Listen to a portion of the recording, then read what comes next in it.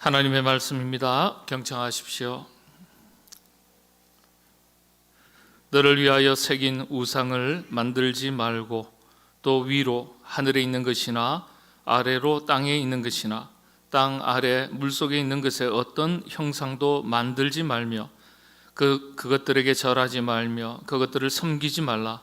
나 내 하나님 여호와는 질투하는 하나님인즉 나를 미워하는 자의 죄를 갚되 아버지로부터 아들에게로 3, 4대까지 이르게 하거니와 나를 사랑하고 내 계명을 지키는 자에게는 1000대까지 은혜를 베푸느니라.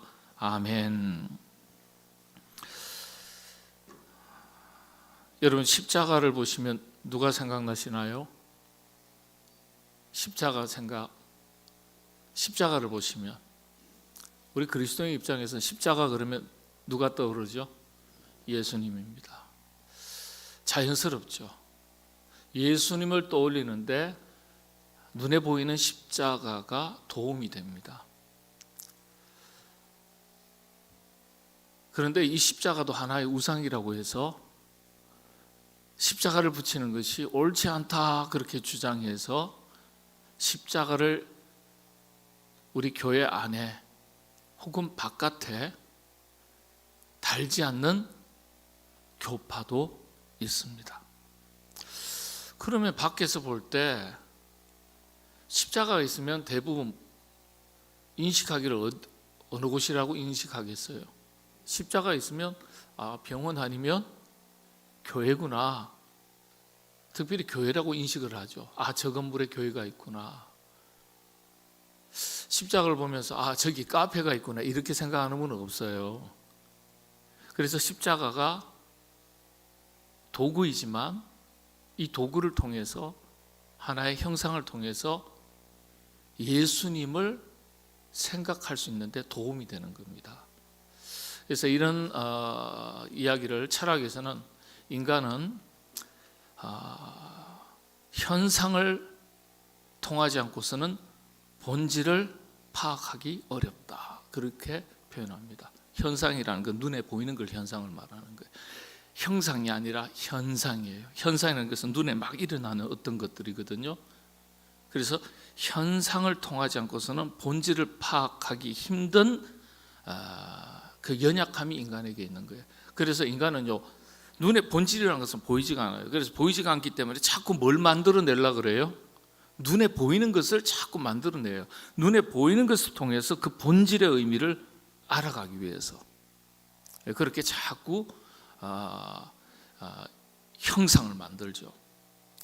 그래서 십자가 그러면은 예수님을 떠올리는 거 도움이 돼요. 그런데 이것이 예수님의 이야기라든지 우리를 향하신 예수님의 사랑이라든지 이런 것들을 계속해서 깊이 있게 묵상하는 것에 도움이 된다면 괜찮겠는데 이 십자가가 어느새 나도 모르게 신적인 도구가 되는 경우가 있죠. 흔히 하는 말로 이런 말 한두 번 다 들어보셨을 겁니다. 신주단지 모시듯 한다. 들어보셨나요? 오직 말씀과 기도에 전무하셔가지고 이런 단어는 저는 모르시죠. 신주단자 이 말은 원래 일본에서 나온 말이에요. 일본은요 집집마다 그 가정을 지키신다는 건 좀 이상하다. 가정을 지키는 가정 수호신이 다 있어요. 신사가 다 있어요. 일본 문부성에 등록한 공식적인 신사의 개수만 10만 개가 넘습니다. 그런데 우상이 가득하구만. 우리 한국은 그럼 괜찮습니까? 제가 지난 시간에 수요 기도회 때 제 1계명 말씀드리면서 설명드렸습니다. 통계청에서 공식적으로 전국 무속인 협회에 등록되어 있는 무속인이 몇만 명이라고요? 30만 명. 우리 기독교에서 파악한 것은 대략 60만 명. 정부 공식 통계로 잡힌 것은 가장 많이 무속인이 등록했을 때는 100만 명에 가까웠어요. 인구가 얼마인데 100만 명이에요.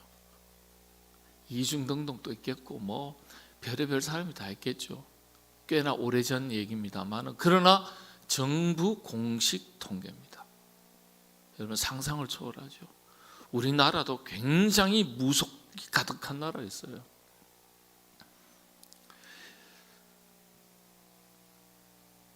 그래서 이런 문화가 보이지 않게 다 있는 거예요.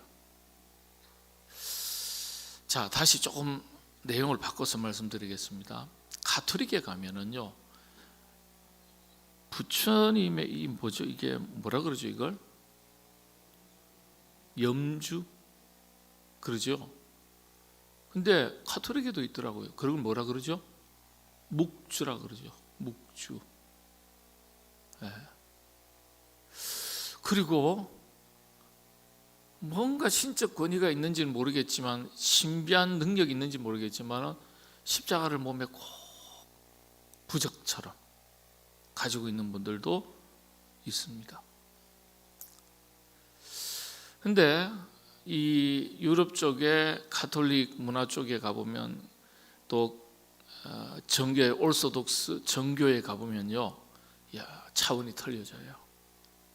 성인들의 그 두개골을 갖다 놓고 키스를 하기도 하고,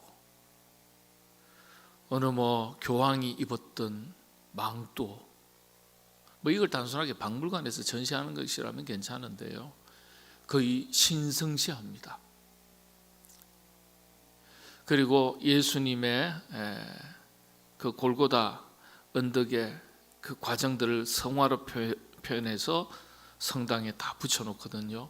거기 가서 그냥 키스하고, 기도하고,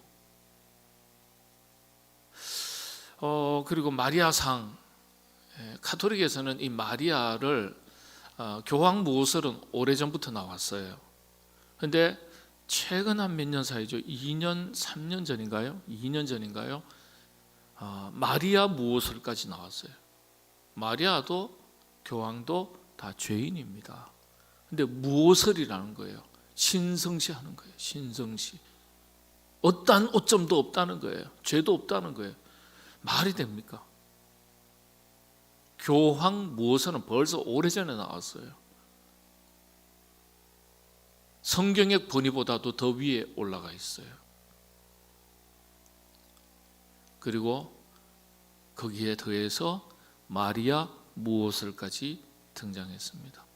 예수님한테 직접 찾아가서 기도하면 되는데요, 마리아 성모상 앞에 가가지고 마리아시여, 존귀하신 대주제 어머니 되신 마리아, 이러면서 하면서 비나이다 비나이다. 여러분 그런 거 들어보셨어요? 아시는 분이 우리 저 집사님 계시네. 성당 출신 우리 집사님 정말 잘 오셨어요. 예. 예전 하셨죠 그런 거? 예, 하셨대요. 그런 거예요.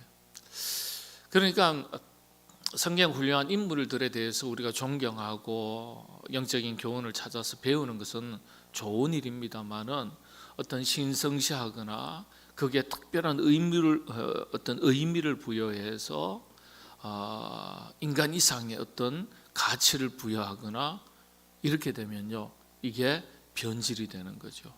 변질이 돼요. 너무 극단적으로 또 그렇게 또 십자가는 의미 없는 것이다, 십자가는 내려야 된다, 걸면 안 된다, 그렇게 극단적으로 표현하는 것도 또 맞지 않아요. 인간은 뭐라고요? 인간은 연약한 존재이기 때문에 말씀드렸잖아요. 현상을 떠나서는 본질을 완전하게 파악할 수 없다 그랬어요. 그러니까 본질을 이해하기 위해서 무엇인가 도움이 되는 도구들이 있으면 좋은 거예요. 그걸 하나의 도구로만 인식을 해야 되겠죠. 제가 왜 이렇게 장황하게 설명을 드리냐 하면, 이제 말씀으로 돌아가겠습니다. 여러분들, 우리 한국교회에서는 이 부분에 대해서 잘 설명을 안 하셨습니다. 오늘 우리 삼성교회 성도님들은 명확하게 제1계명과 제2계명의 차이를 오늘부로 정확하게 이해를 하셔야 돼요. 여러분, 제1계명이 뭘까요? 나 외에 다른 신들을 내게 두지 말라 그랬어요. 그러면은 제2계명은 또 뭘까요? 보니까요, 제2계명은요, 오늘 여러분들이 외우시는 대로 한번 보면은 너를 위하여 새긴 우상을 만들지 말고 그랬습니다. 우리 여기 4절이죠. 너를 위하여 새긴 우상을 만들지 말고 그랬습니다. 가만히 보면은 비슷한 것 같기도 하고 다른 것 같기도 하고, 우상 만들지 말고 우상한테 절하지 말고 우상을 섬기지 말라 분명히 기록되어 있거든요. 4절, 5절, 6절에 우상 만들지 말고 절하지 말고 섬기지 말라. 근데 1계명은 나 외에 다른 신을 내게 두지 말라. 우상 섬기고 절하지 말라는 거하고 신을 두지 말라는 거하고 비슷한가요? 다른가요? 비슷하죠. 대부분은 차이를 모르십니다. 한국교회 대부분은 몰라요. 거의 99% 모르고 계세요. 왜냐하면 십계명에 대해서, 그토록 중요한 십계명에 대해서 설명을 별로 한 적이 없어요, 교회에서.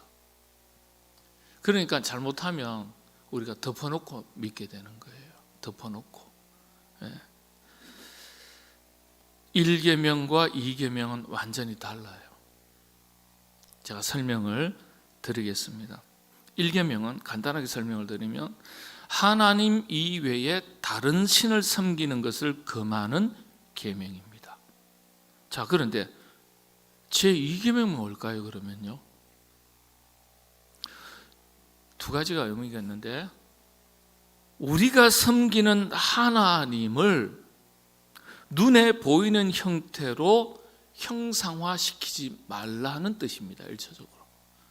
여러분들 왜 이게 오해가 되냐면, 우상이라는 단어가 히브리어로 페셀이라고 되어 있는데, 자막이 준비되어 있는데 자막 한번 보시죠. 히브리어로 페셀이죠. 페셀이라는 단어의 뜻이 뭐냐면 조각한 형상이라는 뜻입니다. 여기는 우리 한글 성경에서는 새긴 우상을 만들지 말고 그랬는데, 하나님을 섬기면서 하나님 아닌 다른 신이 아니라 하나님, 우리가 믿는 하나님은 이것이다 라고 말하면서 어떤 조각으로 형상화시키지 말라는 뜻이에요.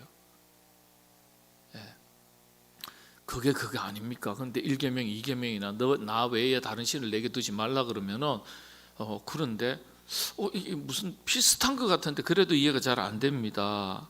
그랬어요. 근데 분명하게 구별하는 것은 하나님이고요, 그 하나님을 어떤 조각화해서 형상화시키지 말라. 이게 2계명입니다. 그런데 그게 그거네요 할 수 있지만은 왜 조각한 형상을 가지고 만들지 말라 하신 이유가 있어요. 이유가 있어요.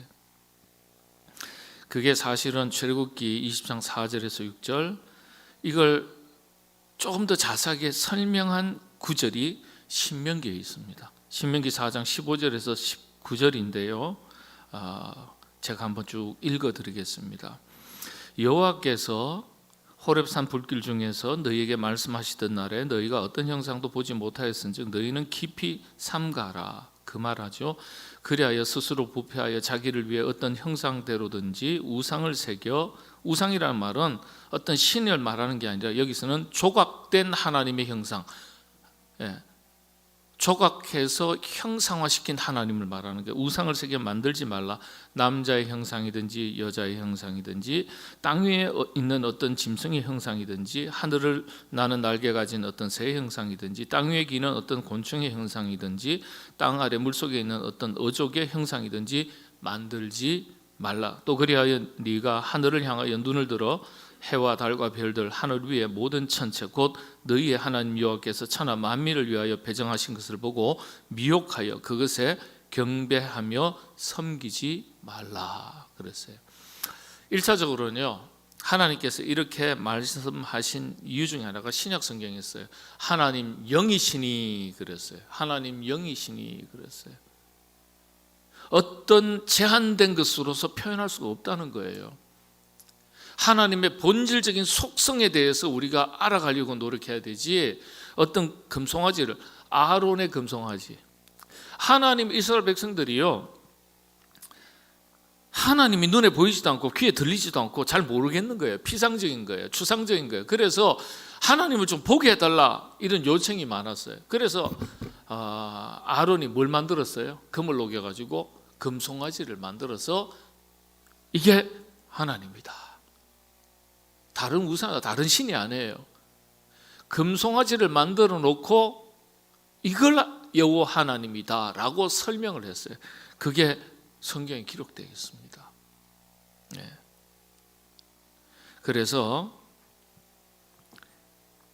그러니까 조각된 그냥 사물인데, 물건에 불과한데 그걸 하나님이라고 믿게 되면 어떻게 되겠어요? 아까 말씀드린 대로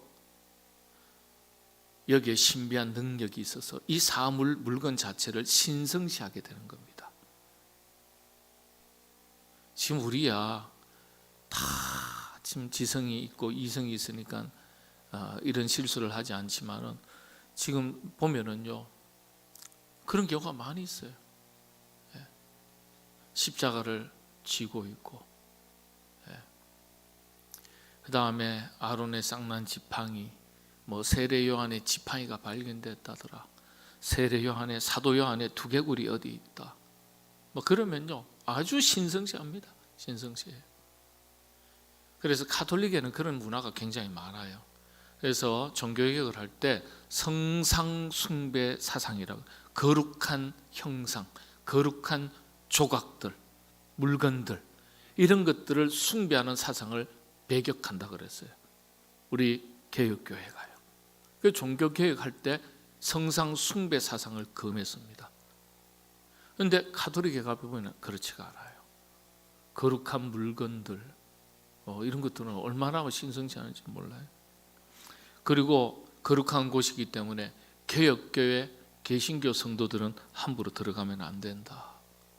그래서 우리 처음에 교회에서 정교회 박물관 들어가는데 개신교 교인들은 못 들어가게 했습니다.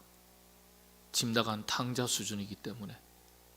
그래서 아무도 못 들어가는데 저는 키도 크고 얼굴이 조금 새카맣고 뭔가 한국 사람 같은데 아시안 같은데 좀 섞인 것 같기도 하고 아닌 것 같기도 하고, 우리 권사님도 줄 다 섰는데 못 들어갔어요. 저만 통과했어요. 똑같이 줄 섰는데, 기적적으로 들어가서 나중에 정교회 그 신부에게 제가 레버런, 리폼드 처치 레버런이라고 정확하게 밝히고 들어가게 해줘서 고맙다 그러고, 그래서 거기에서 십자가를 제가 하나 구해가지고 왔어요. 예. 그런 거예요. 그러니까 이게 우리는 별로 없다고 치는데 사실은 우리가 로만 가톨릭이라든지 올소독스 정교회, 러시아 정교회, 이탈리아 정교회, 그리스 정교회 다 있거든요. 이 정교회는 가보면 그런 것들이 다 있습니다. 여러분들 성찬, 분병, 떡과 잔을 나누지만은 로마 가톨릭에서는 평신도들에게 잔은 직접 주지 않는다. 법으로 금지했어요. 신성한 예수님의 피 쏟으면 이게 문제되니까요. 왜? 성찬식을 베풀다가 너무나 신성시 여기는 피와 살이니까 받다가 두려워서 떨다가 받는 사람이 떨어뜨렸어요. 교황이 혓바닥으로 땅을 핥았어요. 그 사건 이후에 평신도들에게는 분잔을 하지 않도록 되어 있습니다. 찍어서 직접 준다든지 그렇게 되어 있는데 중간에 조금 바뀌었어요. 사제의 가르침을 따라서 분잔을 할 수도 있다라고 살짝 바꿨어요. 그러나 대략 거의 대부분은 빵은, 떡은 나누지만은 잔은 직접 손을 대서 받도록 하지는 않습니다. 네, 그래요. 그러니까 신성시하는 거예요. 그리고 나서는 어떻게 합니까? 성찬을 다 끝나고 나면 남았어요. 예수님의 이걸 화채설이라 그래요. 사제가 축복기도 하고 나면 우리 눈에 보일 때는 포도주고 빵이지만은 실제로 예수님의 살과 실제 예수님의 피로 다 바뀌었다고 믿는 겁니다. 이걸 교리적으로 화채설이라 그래요. 그러니까 함부로 어떻게 해요? 평신도들한테 나눠줄 수가 없어요. 성찬식 끝나고 나면 어떻게 합니까? 그 땅에 버려요. 예수님의 살과 피를요. 그래서 끝나고 나면 사제들이 다 먹어야 돼요. 한 번만에 먹든지 나눠서 먹든지. 그래서 사제들 중에서는 기록에 보면은요, 교회사 기록에 보면 알코올릭들이 많이 있었어요. 예. 그러니까 이런 비하인드 스토리가 있는 겁니다. 신성시 할 게 없어요. 우리 한국 교회도 초기에 성찬식 하고 나면 어떻게 합니까? 빵과 성찬식에 사용된 빵과 포도주는 사실 함부로 처리하지 않는 거예요. 그거는 이 자체에 어떤 신적인 의미가 담겨 있는 게 아니기 때문에, 다만 우리가 교회에서 그렇게 예전을 위해서 성찬식에 사용된 것을 함부로 그냥 뭐 일반 우리 먹는 빵처럼 다루지 않도록 하기 위해서 다 걷어가지고 땅에 묻는다든지, 우리 한국교회 개혁교회에서는 오랫동안 그렇게 해왔어요. 그냥 땅에 묻어요. 그냥 뭐 저기 주방에서 버리고 이러지는 않습니다. 근데 그렇게 하는 정도는 괜찮지만은 신성시하는 거예요. 신성시. 이건 문제가 있는 거죠. 그래서 이 성경에서 말하는 이 우상이라는 게 바로 그런 개념입니다. 하나님은 영이시니 예배하는 자가 영과 진리로 예배할지니라 그랬잖아요. 그래서 이 우상이라는 단어가 조각된 형상, 조각상을 말하는 겁니다. 조각상 만들지 말라, 그렇게 얘기한 겁니다. 그래서 성경이 금하는 우상은 크게 두 가지로 정리할 수 있습니다. 제1계명은 다른 신을 섬기지 말라는 것이고요. 둘째는 하나님을 잘못 섬기지 않도록 하라는 거예요. 하나님을 잘못 섬기지 않도록. 우리가 그런데 이 두 번째의 계명에 많이 걸려요. 하나님을 믿으면서도 어떻게 해요? 잘못 섬기는 경우가 많이 있다는 거예요. 이걸 통틀어서 의미를 그렇게 부여하는 겁니다.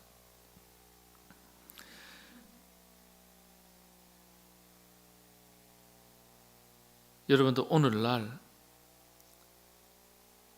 우리가 하나님을 믿으면서도 하나님을 잘못 섬기는 것 가운데 우상이 많이 있을 수 있어요. 우상이라는 것은 조각된 형상, 조각상이라고 했어요. 여러분들, 요즘은 조각상 그런 거 뭐 금송아지 만들고 뭐 이런 건 없으니까 괜찮아요. 아니요. 눈에 보이는 것에 마음을 빼앗기면 또 다른 우상이 되는 거예요. 그게. 여러분들, 이 계명을 유의하셔야 돼요. 이 계명 한번 다시 보시죠. 4절입니다. 그냥 우상을 만들지 말고, 조각상을 만들지 말고 어떻게 만들려고 그랬어요? 너를 위하여 만든 조각상이라 그랬어요. 눈에 보이는 걸 말하는 거예요. 너를 위하여, 우리가 우리 자신을 위하여, 우리 자신의 유익과 만족을 위해서, 행복을 위해서 만들어 놓은 눈에 보이는 조각상. 하나님은 아니라 할지라도 우리는 하나님을 섬기면서도 뭡니까? 우리의 유익을 위해서, 만족을 위해서, 행복을 위해서 조각상을 만들어 놓았듯이 그런 우상들이, 눈에 보이는 것들이 많다는 거예요. 아론은 금송아지를 만들었지만은, 이스라엘 백성들이 눈으로 보는 것이었지만은, 오늘 우리에게는 눈으로 보는 거 어떤 것이 있겠습니까? 오늘 우리 시대의 우상이 뭡니까? 신이 아니라 우상이죠. 그 당시에는 조각상이지만 지금 돈이 될 수도 있는 거고, 권력이 될 수도 있는 거고, 어떤 자리가 될 수도 있는 거고, 그렇지 않습니까? 그래서 여러분들, 우리가 하나님을 섬기면서도 우상의 문제에 있어서는 자유롭지 못할 수 있는 거예요. 내 외에 다른 신을 두지 말라 하는 1계명은 지키면서도 2계명에서 걸려서 2계명을 못 넘어가는 경우가 많이 있다는 거예요. 자기 자신의 유익, 안녕, 만족, 기복을 위한 수단으로서 알고 보면 자기 자신을 위해서 만들고 존재하는 것이기 때문에 두는 것이죠. 그것에 마음을 최우선의 가치를 부여하는 것이기 때문에 여러분 가만히 놓고 보면 너를 위하여 새긴 우상, 조각상을 만들지 말라 그랬으니까 우리가 우상을 두는 것은요 결국은 누구를 위한 겁니까? 나 자신을 위한 거예요. 우상의 주인이 누구죠? 그래 되면 나 자신인 거예요. 나 자신. 그래서 오늘의 우상이 없는 것 같지만 대단히 많은 거예요. 신이 아닌 수많은 우상 가운데 살아가는 겁니다. 예? 우상은 형상이라 그랬어요. 형상은 뭘 말하는 겁니까? 눈에 보이는 걸 말하는 겁니다. 하나님, 눈에 보이지 않는 영이신 하나님을 눈에 보이는 형상으로 만들어 놓은 게 우상이었어요. 그러니까 우리 눈에 보이는 것들이 우상이 많이 있을 수 있다는 거예요.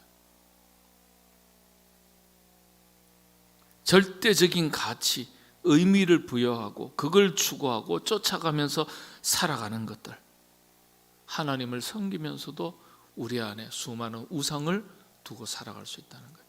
그래서 우리가 하나님을 섬기면서도 하나님을 잘못 섬길 수 있다는 거예요.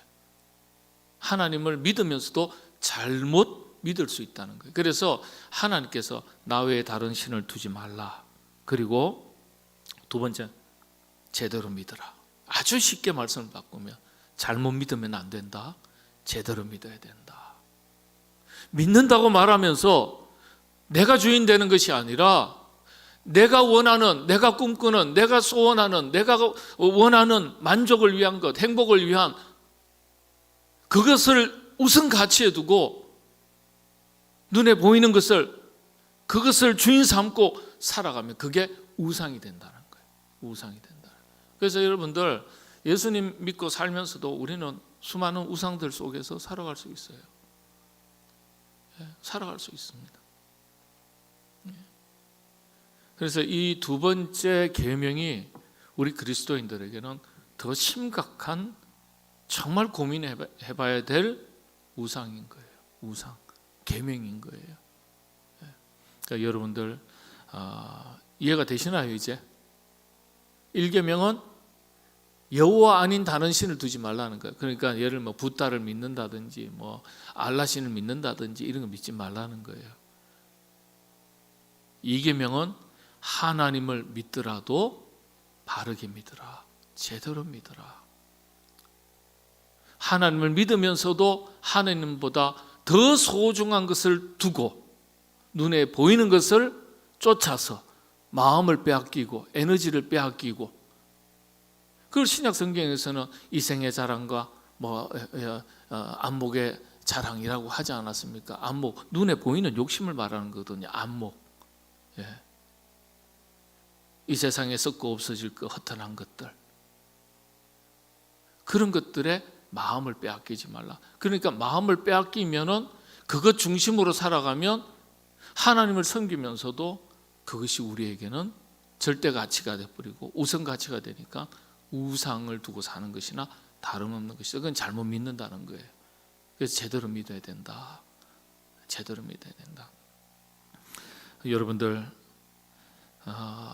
우리가 신앙생활을 하면서 생활 속에서 말씀을 선택할 것인가 아니면 현실적인 유익을 선택할 것인가 갈림길에 섰을 때 여러분 선택은 어떤 것입니까?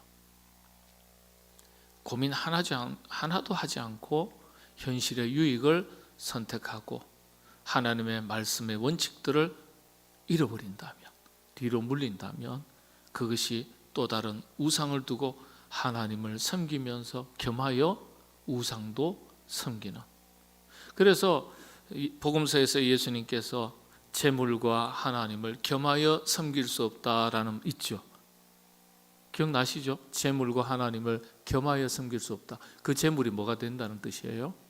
하나님을 섬기면서도 뭘 섬긴다는 거예요? 재물을, 그렇죠, 눈에 보이는 거잖아요. 재물이 조각상이만 우상이 아니에요. 눈에 보이는 재물이 현실적인 우상이 되는 거예요. 그렇게 섬길 수 없다는 거예요. 영적인 질서를 바르게 하라는 거예요. 여러분들, 오늘 수많은 우상들이 우리 마음을 빼앗고 영적인 질서를 무너뜨리는 그런 시대를 살아가고 있습니다. 여러분들, 하나님을 이왕 믿는데 바르게 정말 잘 믿으셔서 하나님께서 기뻐하시는 믿음의 권속들 다 되시고, 두 번째 이 약속을 잘 지키는 사람에게 하나님께서 약속을 딱 하셨어요. 같이 한번 읽고 마치겠습니다. 죄를 갚되 3, 4대까지만 하겠다 하셨고, 자 6절입니다. 6절 같이 읽겠습니다.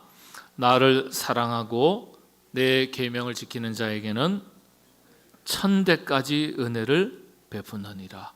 이 계명을 주시고 요 말씀을 주셨어요. 이 계명을 주시고, 여러분 기억하시기를 바랍니다. 여러분 자손 1000대까지 복 받으시게 되기를 바랍니다. 기도하겠습니다. 하나님, 약속 있는 계명을 저에게 또다시 주셨으니 감사합니다. 하나님을 섬기면서도 하나님, 우리 안에 하나님보다 더 소중한 것을 두고 영적인 질서가 무너지고 내 마음에 하나님 아닌 다른 어떤 것들을 주인 삼고 살아가는 또 다른 우상을 두고서 쫓아가고 붙들고 살아가는 연약함과 어리석음이 없도록 도와주시옵소서. 나를 사랑하고 내 계명을 지키는 자에게는 1000대까지 은혜를 베푸시겠다 약속해 주셨으니, 이 두 번째 계명을 주시면서 이 약속을 주셨으니, 주여 우리 모두가 이 약속을 붙들고 그와 같은 은혜를 우리 당대에 누리고 우리의 자자 손손 하나님 이 은혜를 누릴 수 있도록 그와 같은 믿음의 삶을 살아나가는 저희 모두가 되게 하여 주시옵소서. 예수님의 이름으로 기도하옵나이다.